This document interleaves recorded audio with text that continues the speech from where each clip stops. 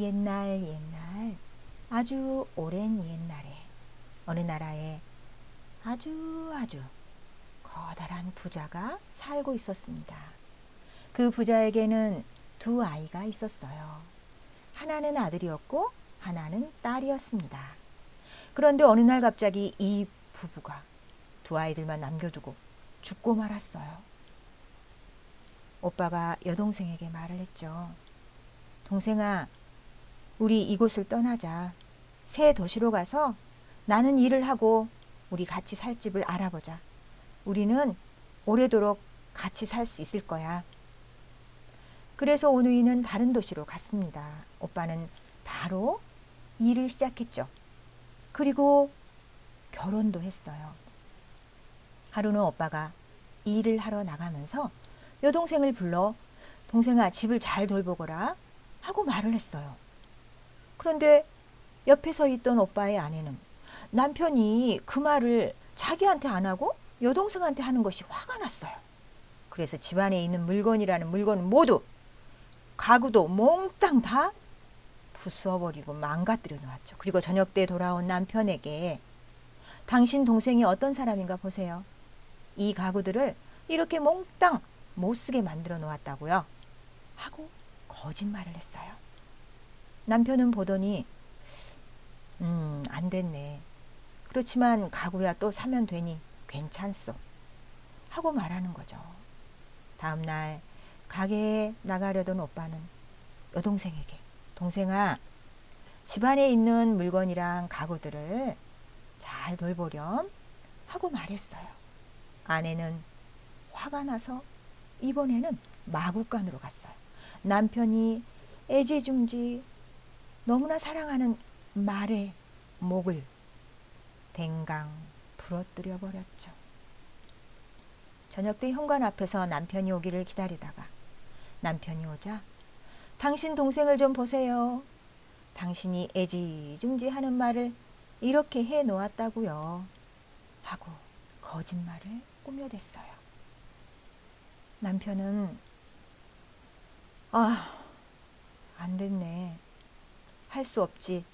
개들에게 먹이로 주시오. 하는 거예요. 다음 날 남편이 일을 하러 나가면서 동생에게 얘기를 했어요. 동생아, 네 올케 언니가 곧 아기를 낳을 거야. 그러니 올케 언니와 아기를 잘 부탁한다. 아내는 이번에도 화가 몹시 나서 아기를 낳자마자 아기의 목을 댕강 부러뜨리고 말았어요. 저녁 때 남편이 집으로 돌아오자 아내는 아기 앞에서 펑펑 울면서 말했죠. 당신 동생이 한 짓 좀 봐요. 내가 아기를 낳자마자 아기의 목을 베어버렸단 말이에요. 남편은 너무나도 슬피 울었어요. 한밤중이 되자 오빠는 여동생을 불렀습니다. 얘야, 준비해라. 기도를 드리러 가자. 오빠, 오늘은 주일이 아닌데요? 아니야, 오늘은 주일 맞아. 그러니 어서 가자. 하지만 오빠, 지금은 너무 이른 시간이에요. 아니라니까. 준비하는데 시간이 오래 걸리지 않니? 여동생은 더 이상 대꾸하지 못하고 옷을 천천히 입기 시작했죠. 그러자 오빠가 재촉했어요. 서둘러. 어서 옷을 입어라. 오빠 제발요. 지금은 너무 이른 것 같아요. 아니라니까. 이르지 않아. 가야 할 시간이야. 여동생이 준비를 마치자 두 사람은 마차를 타고 교회를 향해 출발했습니다. 한동안 그렇게 간 두 사람은 마침내 어느 숲에 이르렀어요. 아니, 여기는 어디죠? 여기는 교회 주위에 있는 산 울타리야. 그때 마차가 덤불 속에 걸렸습니다. 오빠가 여동생에게 동생아, 좀 네가 내려서 마차 바퀴를 좀 밀어줄래? 하고 말했죠. 오빠, 전 할 수 없어요. 옷이 더러워질 텐데. 내가 새로 한 벌 사주면 되잖니. 이것보다도 훨씬 더 좋은 옷으로 사주마. 여동생은 마차에서 내려 마차 바퀴를 밀기 시작했지요. 그러자 오빠는 말에게 바로 채찍을 휘두르며 마차 바퀴 밑에 있는 여동생의 팔을 잘라버리고 마차를 몰고 사라지고 말았습니다. 어린 여동생은 홀로 남았습니다. 소녀는 눈물을 흘리며 숲속으로 걸어가기 시작했죠. 걷고 또 걸었어요. 이것저것 온통 가시에 찔리고 긁혔지만 도무지 숲 바깥으로 나가는 길을 찾을 수가 없었습니다. 그렇게 얼마나 헤맸을까요? 소녀는 드디어 마을을 찾았어요. 어느 부잣집 창문 앞에서 먹을 것을 구했습니다. 그런데 이 부잣집에 아들이 하나 있었어요. 이 아들이 이 소녀를 보고는 한눈에 반해버린 거예요. 아들은 부모님을 졸랐어요. 아버지, 어머니, 저 결혼하고 싶어요. 그래? 누구와 결혼을 하고 싶니? 이 소녀와 결혼시켜주세요. 아니, 얘야. 다른 많은 부잣집들 중에 아름다운 딸을 가진 사람들이 얼마나 많은데 하필이면 거지 소녀란 말이냐. 저는 이 소녀와 결혼할 거예요. 만일 제 말을 안 들어주시면 제가 무슨 일을 저지를지 몰라요. 부모님은 할 수 없이 결혼을 시켜주었죠. 여동생은 이 부잣집 아들과 결혼하여 잘 살고 있었습니다. 세월이 흐르고 흘러 어느 날 신랑이 일을 하러 먼 도시로 떠나게 되었습니다. 신랑은 부모님께 이 자기 아내를 잘 부탁하고 길을 떠났죠. 신랑이 떠난 곳은 하필이면 여동생의 오빠가 있는 도시였어요. 신랑이 떠나고 얼마 후 여동생은 아이를 낳았습니다. 그런데 아이의 모습이 아이의 팔은 팔꿈치까지 황금빛이었고요. 옆구리에는 별들이 박혀 있었고 앞 이마에는 밝은 달이 있었고 심장 근처에는 환히 빛나는 태양이 있었습니다. 부모님은 아이를 보자 뛸 듯이 기뻐했죠. 그래서 당장 자기 아들에게 편지를 써서 늙은 노인에게 전하라고 보냈어요. 그 사이 소녀의 그 사악한 올케는 이 모든 일을 다 알아채고 그 늙은 전령을 집으로 초대했습니다. 노인장, 이리 좀 들어와 잠시 쉬었다가요. 아니요, 난 시간이 없어. 급한 전가를 가지고 가는 중이라서요. 그러지 말고 들어와 쉬면서 뭐라도 좀 들고 가세요. 올케는 노인을 앉히고 마실 것을 준 다음 슬쩍 편지를 바꿔치기 했어요. 그 편지를 갈기갈기 찢어버리고 네 아내는 반은 개고 반은 고민, 괴물을 낳았다. 이런 편지를 써서 바꿔치기 한 거죠. 늙은 전령은 편지가 뒤바뀐 줄도 모르고 신랑에게 편지를 건네주었습니다. 신랑은 편지를 읽더니 울음을 터뜨렸죠. 그래도 편지를 썼어요. 내가 돌아갈 때까지 내 아내가 낳은 아기를 괴롭히지 말라고. 그 편지를 써서 전령에게 주었습니다. 사악한 마녀는 늙은 전령을 다시 자신의 집으로 초대했습니다. 그리고 노인에게 마법을 걸어 편지를 훔쳐냈고 그 편지를 찢어버리고는 이 편지가 도착하는 즉시 소녀를 쫓아내버리라. 이렇게 써서 주었죠. 편지를 읽은 부모님은 몹시 실망했어요. 하지만 어쩌겠어요. 아기와 며느리에게 축복을 해준 후 아기를 며느리 가슴에 묶어주고 떠나보냈습니다. 소녀는 아기를 데리고 하염없이 눈물을 흘리며 떠났습니다. 한동안 소녀는 가도 마을도 없고 숲도 없는 황량한 벌판으로 걸어 다녔습니다. 한참을 가는데 어느 골짜기에 이르자 목이 타는 듯이 말랐어요. 마침 우물이 옆에 있었습니다. 물을 마시고 싶었지만 가슴에 안긴 아기가 떨어질까 봐 겁이 났어요. 그러자 갑자기 우물이 자기 자신한테 다가오는 것처럼 느껴지는 거예요. 그래서 물을 마시려고 몸을 살짝 구부렸죠. 그 순간 아기가 우물에 빠지고 말았습니다. 소녀는 눈물을 펑펑 흘리며 우물 주위를 빙빙 돌 수밖에 없었습니다. 그때 한 노인이 나타났어요. 왜 울고 있느냐? 어떻게 울지 않을 수가 있겠어요. 물을 마시려다가 제 아기를 떨어뜨리고 말았답니다. 그럼 몸을 숙여 아기를 꺼내거라.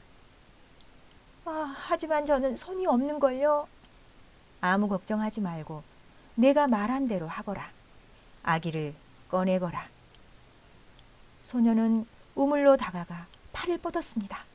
그러자 정말 놀랍게도 잘려나갔던 팔이 와서 척척 붙는 거예요. 소녀는 온 사방에 감사의 절을 했습니다. 소녀는 다시 길을 갔어요. 어느 집에 도착하여 하룻밤 묵어가게 해달라고 했습니다. 그 집은 그 사악한 올케와 오빠 그리고 소녀의 남편이 묵고 있던 집이었습니다. 여동생의 남편이 오빠에게 말했죠. 주인장, 저 거지 여인을 들어오게 합시다.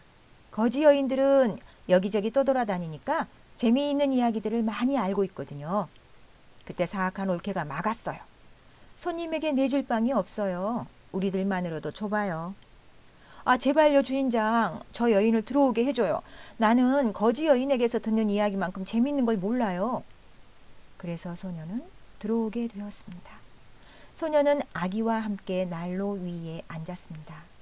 소녀의 남편이 소녀에게 말했죠. 자, 우리에게 얘기 좀 해줘요. 아무 이야기라도. 전 아는 이야기가 없지만 진실은 말할 수 있답니다. 들어보세요. 제가 정말로 있었던 일을 이야기해 드릴게요. 소녀가 이야기를 시작했습니다. 어느 왕국에 부유한 상인이 살았답니다. 그에게는 두 아이가 있었는데 하나는 아들이고 하나는 딸이었죠. 그런데 어느 날 부모님이 돌아가시고 말았답니다. 그러자 오빠가 여동생에게 말했어요. 동생아, 우리 이곳을 떠나자. 그래서 둘은 다른 지방으로 갔습니다. 그곳에서 오빠는 일을 시작하고 결혼도 했습니다. 그런데 마녀를 아내로 맞아들였어요. 바로 그때 올케가 끼어들어 불평을 했어요. 왜 재미도 없는 이야기로 우리를 이렇게 따분하게 하는 거야? 이 못된 거지 여편네 같으니라고. 그러자 소녀의 남편이 막았어요. 계속해요. 난 그런 이야기를 무척 좋아해요. 네. 그래서 오빠는 장사를 하러 가면서 동생에게 말했어요. 얘야, 집안일을 잘 돌보거라. 그 소리를 들은 오빠의 아내는 자신이 아닌 여동생에게 그런 말을 하는 것이 분해서 가구를 전부 망가뜨렸어요. 그리고 나서 소녀는 자신의 오빠가 교회에 가자고 자신을 숲으로 꿰어낸 후 두 손을 잘라버리고 도망친 일, 그리고 자기가 아기를 낳게 된 일, 그리고 올케가 늙은 전령을 어떻게 꿰어냈는지에 대해 계속 이야기했습니다. 그러자 다시 올케가 소리쳤어요. 도대체 무슨 알아듣지도 못할 말을 횡설수설하고 있는 거야? 하지만 소녀의 남편이 핀잔을 주었죠. 형씨, 제발 당신 아내더러 좀 조용히 하라고 하시오. 이야기가 점점 흥미진진해지고 있지 않소. 소녀가 이제 남편이 부모님께 자신이 돌아올 때까지 아기를 그대로 놔두라고 부탁하는 편지를 쓴 부분까지 이야기하자 또 올케가 말도 안 돼 하고 중얼거렸습니다. 이제 소녀가 자신이 거지 여인으로 그 집에 찾아온 부분까지 이야기하자 올케가 도대체 저 망할년이 무슨 말을 주워대고 있는 거야? 이렇게 얘기했죠. 이때 소녀의 남편이 마녀를 다시 혼냈습니다. 형씨, 제발 부인 입 좀 다물게 하라니까요. 왜 저렇게 이야기하는 내내 방해만 하는 거요? 마침내 소녀는 자신이 그 집에 들어와 이야기 대신 진실을 말하기 시작하는 부분에 이르렀습니다. 그리고 나서 소녀는 그들을 가리키며 말했습니다. 이분이 바로 제 남편이고 이분은 제 오빠, 그리고 이 여인이 제 올케입니다. 그러자 소녀의 남편은 난로 위에 앉아있던 아내에게 뛰어들며 말했습니다. 오, 내 사랑, 내 아기를 보여주시오. 그들은 아기를 안아들고 담요를 벗겼습니다. 그러자 온 방 안이 환하게 빛났습니다. 정말로 이 여인이 우리에게 말한 것은 그저 단순한 이야기가 아닌 진실이었군요. 여기 이 여인이 바로 내 아내고 이 아기가 내 아기요. 팔꿈치까지는 황금색이고 옆구리에는 별들이 박혀 있고 앞니마에는 밝은 달이, 심장에는 환히 빛나는 태양이 있는 아기 말이요. 오빠는 마구간에서 가장 좋은 앞말을 꺼내 그 꼬리에 아내를 묶은 후 골짜기 너머로 달려가게 풀어놓았습니다. 앞말은 오빠의 아내를 땅에 질질 끌며 뛰어다녔죠. 마침내 그 사악한 마녀는 오로지 머리채만 말꼬리에 매달려 있었고 나머지 부분은 들판에 여기저기 흩어져 버리는 참혹한 죽음을 맞이했습니다. 그런 다음 소녀와 오빠와 남편은 말세피를 준비하여 남편의 부모님이 계신 집으로 돌아갔습니다. 그리고 세 사람은 함께 행복하게 오래오래 살았답니다. 그런데요, 저도 그곳에서 벌꿀 술과 포도주를 마셨어요. 그런데 술이 목구멍으로는 한 모금도 넘어가지 않아요. 희한하죠. 입 가장자리로 그냥 흘러내리기만 하더라고요. 오늘 이야기 끝. 이 이야기 어땠어요? 이야기에 대한 감상, 그리고 생각, 재미있었던 부분, 그 어떤 것이라도 좋으니 댓글로 남겨주세요. 그리고 이 이야기가 조금이라도 재미있었으면 구독과 좋아요 버튼, 그걸 눌러주시면 제가 아주 행복해요. 감사합니다.